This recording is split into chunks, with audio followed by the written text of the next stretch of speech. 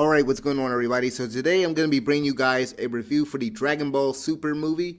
So this movie has been hyped up for months. We've seen so many trailers, and I can't be the only one to think that before we get into this movie, I can't be the only one to think that, okay, they were showing too much. Because I think I've seen so many comments of every time a trailer came out, it felt like they were showing way too much. But I'm glad to say that this movie, it was a very long movie, and honestly, we didn't get to see everything. We didn't get to see the meat and potatoes of this movie. They just showed us all the action shots. Because one thing I can say, going out of this movie, just like in comparison to the past Broly movies, and this movie retcons a lot of stuff. It changes a lot of things around, and a lot of it for the better. One thing I can say is that this movie, there's a lot there. There's actually depth. There's actually a lot of depth to Broly, to some of the newer characters that have been introduced in this movie. I like a lot of the things that they've done with Broly and with this origin story. Changing things up and switching things up. This movie is an hour and 40 minutes. And when I got into this movie, and this is the first Dragon Ball Z movie, I feel like this is the first anime movie, I want to say. This is the first anime movie that I've seen in theaters. And honestly, this movie has made so much money. I don't think Toei, I don't think Funimation could have predicted. I believe it was like the top 3 at the box office, I believe last week or whenever it came out. Like, this movie is doing so well. And honestly, when it comes to these anime movie releases, if you're in some, I guess it depends on what area you're in, but these anime movies, they're not getting shown everywhere. They got like these limited releases, and when they are being shown at a theater, there's only like a few times, there's like very limited times, and that's probably because anime like in the past has been so niche. It has its own. It has its own niche. Like, it's a very niche thing. When we're talking about the general audience, like the overall audience. But honestly, this is the first time that I've seen an anime movie in theaters. Like, I think maybe I saw the first Pokemon movie, either the first or second Pokemon movie in theaters, but this is the first time. I feel like this is the first time in a long while, at least, that I've seen an anime movie in theaters, and it's been a completely different experience just watching it with a bunch of people that are fans of the series. And honestly, just getting to kind of experience this with a bunch of other people that actually get the jokes, that get all the inside jokes, the references and stuff, and really kind of get the Dragon Ball humor. I mean, it was a surreal experience, and I saw this movie with my brother, and he was the one to point out the runtime. He's like, why is this movie so long? It's like an hour and 40 minutes. I feel like this is the longest Dragon Ball Z movie that, and correct me if I'm wrong, but I feel like this is the longest Dragon Ball Z movie. And honestly, it needed that long runtime. Because honestly, I can say this, and I'll try to kind of keep the spoilers at a minimum, but most likely I'm going to get into spoilers, most likely. So if you haven't seen Dragon Ball Super Broly, if you haven't seen this movie, I do suggest that you see it first and then come back, watch this review. And if you like this review, then feel free to hit the thumbs up button. You don't have to, but I would really appreciate it if you do, if you enjoyed the review. But go ahead and watch the movie if you haven't seen it. But if you have seen it, stick around. I'm going to give you guys my impressions. So let's go ahead and get into this thing. So first off, first thing I can say is that this movie is structured very, very well. We got little tidbits of information before this movie came out. We knew that the Saiyans, this movie was going to address the Saiyans and stuff, what happened to the Super Saiyans and well, not the Super Saiyans, it was gonna basically address, Planet Vegeta, the Saiyans, and the fate of the Saiyans. It's gonna address Broly, his origin, Kakarot, and him being on the planet as a baby. We knew these things going into this movie, and the first half of this movie was basically what happened to the Super Saiyans, or what happened to the Saiyans rather. I gotta stop saying Super Saiyans, but what happened to the Saiyans on Planet Vegeta, and Broly's childhood and his adulthood. Like it all focused on the Sans and the Broly, and Broly was like the first half of the movie, and that was really really good. It's honestly, if this is your first Dragon Ball Z movie, I feel like the first half of this movie is a great introduction to this universe and the Sans. And one thing I can say, they basically kind of retconned, kind of changed some things around, like how Frieza ends up destroying the Saiyans and Bardock fighting Frieza and stuff. They changed some things around, and I might not be too big on just how they.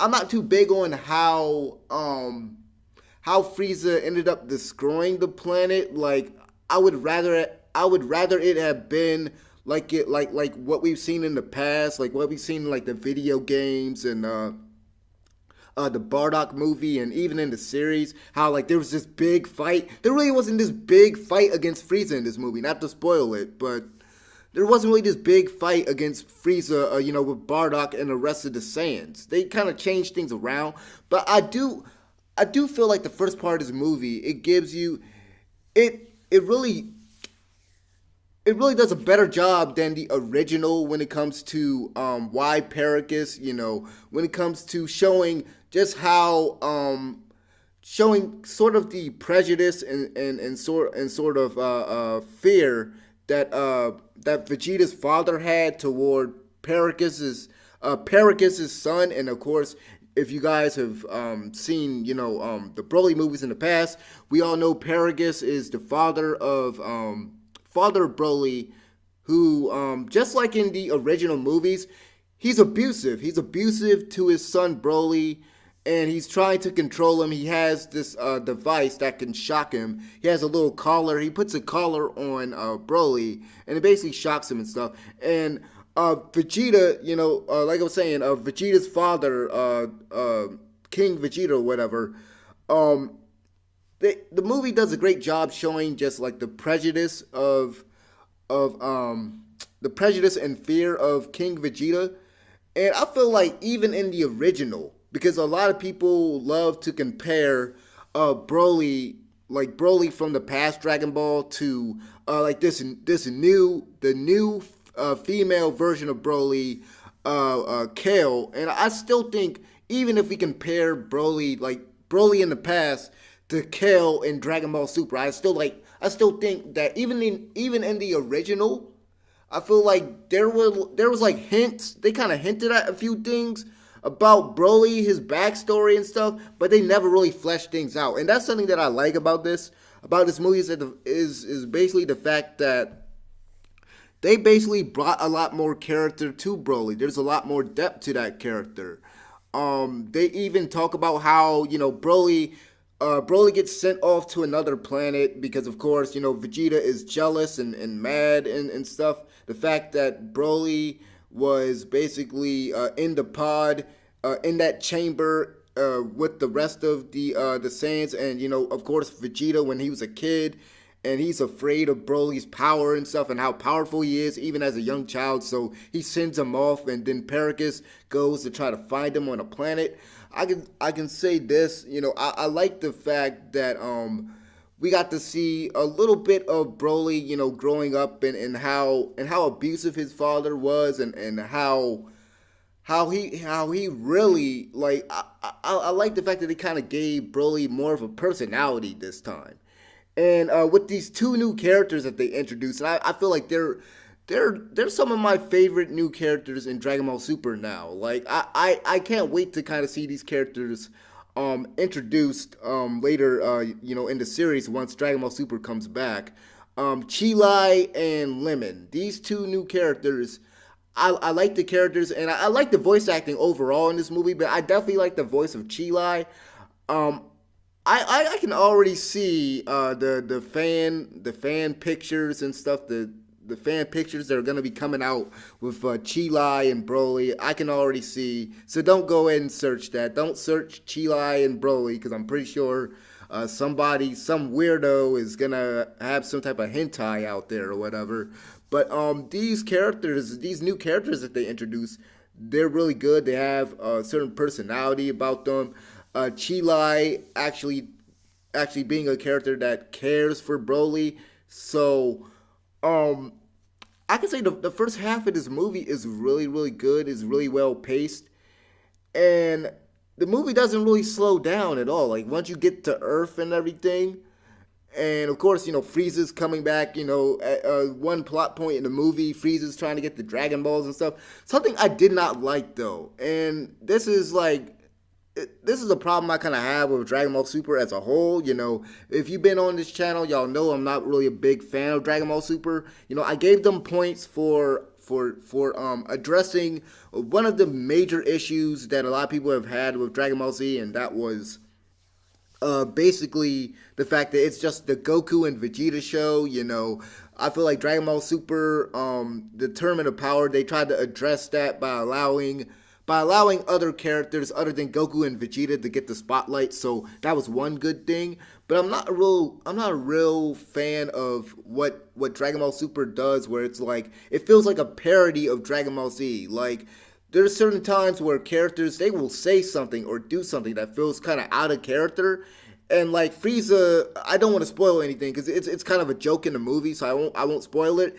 But I don't like the fact that that was supposed to be his wish. Like at first, I thought he was joking with one of his subordinates, but that was supposed to be his wish. Like really? Because at the end of Dragon Ball Super, at the end, like after he learns about like Ultra Instinct and all this other crap, after the events of Tournament of Power, like you're thinking, okay, Frieza has some type of scheme. He has something up his sleeve. Like he is after something big now that he's been revived, right? I'm thinking he's gonna do something really crazy with the Dragon Balls. Like he already says in the movie, and I guess I can say this. He says in the movie that his plan it isn't immortality. He doesn't want to get immortality from the Dragon Balls. But what it is that he wants to get is kind of stupid. And it's like Dragon Ball Super always has these moments of where it sort of turns into a parody of itself. It turns into a parody of Dragon Ball Z. And there are some great, references that a lot of, like, if you're a longtime fan of the series, you'll definitely pick up on. There's a lot of inside jokes and, great nods. Like I mentioned earlier, the voice acting is very, very good. It's top-notch voice acting. I don't care what anyone says. The English dub of the Dragon Ball Z series has always been legendary. It's always been great. And the Japanese version has always been like crap to me and a lot of people.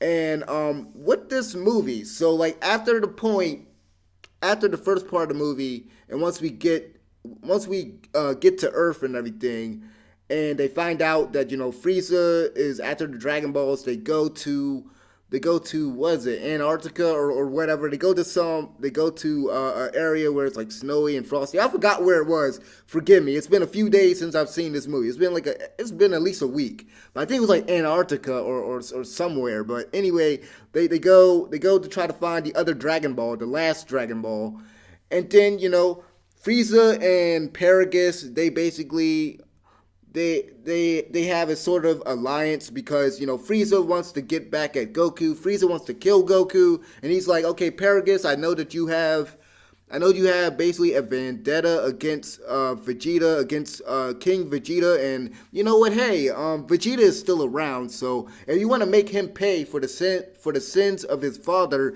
you can go and do that. Vegeta is all yours, but leave Kakarot to me. Leave Goku to me. Leave that Saiyan ape to me. And so Frieza and Paragus and Broly, they all go to Earth, and then we got the big showdown, the big fight, which is like half the movie, and that's something that I like, the fact that the movie is well paced. And like I was mentioning earlier about the movie being an hour and 40 minutes, you honestly don't. I want to say you don't really feel like it's that long of a movie. It doesn't feel that long, and it doesn't have any pacing issues or anything like that. I can say that the movie's well structured, and you definitely get your money's worth when it comes to the fighting. I mean, they go all out with the animation and just with the fighting in general. Broly So Broly has a form. I don't think they gave it a name in the movie. I guess it's something like where he goes into his ape form. He goes into his great ape form, but he goes into his great ape form, but he doesn't turn into a great ape.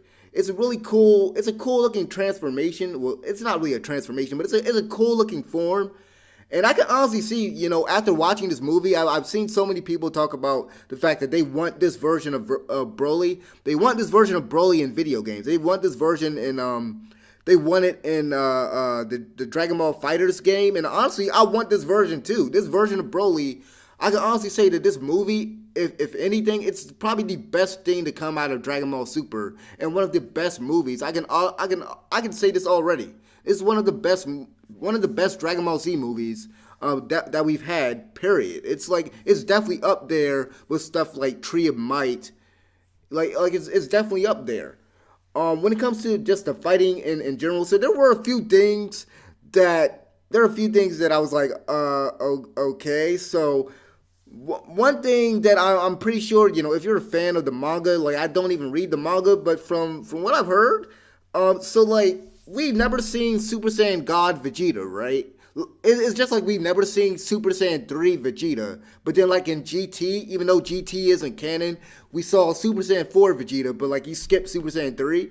And so like in this movie, we get to see Super Saiyan God Vegeta. And like my brother who I saw the movie with, he's like, since when can he do this? Like, and I feel his pain. Like I get where my brother's confusion kind of came from. He's like, since when can Vegeta, like, when did he get this form, right? Because like this is the first time we're getting to see Super Saiyan God Vegeta. And it's like it's kind of weird. It's like he's never done that before. But maybe I just wanted to just be different for the movie or whatever. But like we've never seen Vegeta go into his regular Super Saiyan God form. So we got to see that in this movie. And then some more crap that we've just never seen out of nowhere. So, like, there's one point in the movie where Goku, so it starts out, the fighting, it starts out with Broly versus Vegeta, right? And at one point in the movie, it's like at least 12 to 14 minutes where, like, Vegeta is just missing off the screen for no apparent reason. They don't even explain it. It's like, Broly comes back after Vegeta, blasts him or whatever, and like he's in the water or whatever, and he rises up and everything, and like after that, it's like Vegeta is just gone for like 12 and 14 minutes, and like my brother, he's like, "Yo, what happened to Vegeta all of a sudden?" Because it basically turns into Broly versus Goku for a long, long time. And then we eventually get to see Vegeta again. He's like, "What is Kakarot doing?" I'm like, "What were you doing the last 12 minutes?" And if you've seen this movie, y'all know exactly what I'm talking about. Maybe it's just me. Maybe it's just us. Maybe we were the only people to catch that. But it was kind of weird. It's kind of weird. But something else I gotta mention. Goku does at least two moves that we have never seen him do in the series at all. He does one move where he basically stops Broly with his ki, using his ki alone, using his energy alone. I'm like, since when can Goku do this? Like my brother was like the same way. He's like, oh, when did he learn this move? And my brother always points out the fact that Goku, he's always pulling out moves out of nowhere, like Super Saiyan 3, for instance, like back in the day. It's like we never seen this man train to get to, like we never saw this man train to get to this level. Or like Super Saiyan God Super Saiyan, right? Like when they first unveiled that, like in Resurrection of F, and even in the series, like they say that they've trained and stuff. Like even this movie opens up with when the movie goes to Earth, right? It opens up with Goku and Vegeta training. So it's obviously been maybe a month, or I forgot how long they said in the movie, but it's been some time since the Tournament of Power. I believe they say maybe it's like a month or like a week or whatever, or 2 weeks or whatever. But it's like, okay, they've been training obviously, but it's like, since when do you know how to do all this stuff, Goku? He does at least 2 or 3 moves in this movie that I'm like, since when did you learn how to do this move? But yeah, he stops Broly with his ki at one point. I'm just like, where the heck did you learn that from, right? But Yeah, the action in this movie is like if I haven't said it before, the action in this movie is really good. There is something I do have to point out. There's a point in this movie where, Goku and Vegeta, or not Goku and Vegeta, Goku and Broly, they're like using all their key blasts and doing all these moves and stuff. There's a point in this movie where they are just in this. I don't know. I don't even know how to describe it. It's like another. It's like another dimension, another energy dimension or something. Like they really went crazy with the animation, with the colors and everything. It got to one point. It got to a point in the movie where like there was literally no sense of place. Like that's the best way I can describe it. There was no sense of place at all at one point. I mean, and at one point, obviously this is Dragon Ball Z, so they go wild. So you can't really knock them for that. But it's like they go wild. We're at a point where like it's snow all around them, right? But by the end of the battle, like there's lava everywhere. The whole Earth has been terraformed and crap. Like the movie isn't afraid to just go balls to the wall crazy. And of course, one of the things, just going into this movie, people were saying, okay, they were spoiling too much, once they unveiled that, okay, Gogeta's going to be in the movie, everybody is like, well, you could have saved that for the movie, but okay. We actually got to see a lot of Gogeta in this movie. It was funny when they was, so it was funny, and you can imagine if you haven't seen the movie, Vegeta basically having to swallow his pride and basically learn the fusion dance. That was funny. Like there's a lot of funny moments in this movie. And honestly, if you're a fan of Dragon Ball Z, you'll definitely enjoy this movie. That's all I can say. One other thing I gotta point out, and this is the last point. So the music in this movie. So there's a few tracks in this movie. And I don't know if I'm the only person that feels this way. Like, something that I hate in movies is like when they have songs that are like based on the characters' names or like based on what's happening, and like the song is singing about what's happening, or the song is like saying the person's name. Like, there's a few tracks in there. I don't know if they're separate tracks or if this was just one track, but there's a track that's playing while Goku is fighting Broly, and then when Goku and Vegeta fuse to become Gogeta, and like I said, that's not a spoiler because that was revealed a long time ago. There are a few tracks that are playing, and it goes something like "Go Broly, go Broly, go Gogeta." Like I'm hearing all this crap in the background. I'm like, this music, and maybe it's just me. The music kind of took me out of it. The music was kind of taking me out of it. It's like, go Broly, go Broly, go Broly. I'm like, please stop. Just let them fight. Just have some regular music in the background. Like, it took me out of it. It really took me out of it. The music was unnecessary. It was loud. Like, it was completely unnecessary. But other than that, I mean, like I said, I have a lot of great things to say about this. They really made Broly a better character in this movie. This is definitely way better than the original. It's definitely one of the best Dragon Ball Z movies of all time. It's definitely one of the best things to come out of the Dragon Ball Super, series as a whole. So overall, I gotta say I enjoyed this movie. If you're a fan of Dragon Ball Z, I definitely think you should go and see this. Even if you're not a fan of Dragon Ball Z and you kind of get dragged there, I feel like the first half of this movie is really good for anybody who isn't a fan of Dragon Ball Z. If you're trying to get them into it, maybe have them see like the first half of this movie. But once they get to Earth, you'll probably get confused. You'll definitely get confused because after that point, they're like. The movie's just like, hey, you're on your own. I'm not gonna tell you who this person Beerus is, or why these people are flying around, how they're able to fly around, how they people are turning like Super Saiyans and stuff like that. I'm not about to explain that, but the movie's really really good. If I had to give it a score, I'd probably give it like an 8 out of 10. There were, like I said, there were a few things that I noticed that I couldn't really ignore, but overall, it was a really good movie. I'm happy to see that because I don't know if it's Akira Toriyama actually writing this stuff for Dragon Ball Super, but I'm like the level of quality. I mean, like I said, there are a few points in this movie where it's like it has that Dragon Ball Super DNA that I don't really like, but the writing in this is definitely way better than what we've seen in the past Dragon Ball Z movies. And I'm happy that by the end of it, it didn't end in a very predictable way. I'm happy that they left the door open for something to happen that I'm not gonna spoil. But yeah, so let me know what you guys think about Dragon Ball Super. Like I said, I'm gonna give it a 8 out of 10. Let me know what you guys think about this Broly movie. I apologize, this movie review was so long, but I've honestly been waiting the last week and a half, I guess, to basically do a review on this movie because I've been wanting to really just talk about this thing. So thank you guys for watching. Subscribe, like the video if you enjoyed listening, and I'll see you guys next time. This has been Fear No Hate. I'm out of here. Peace.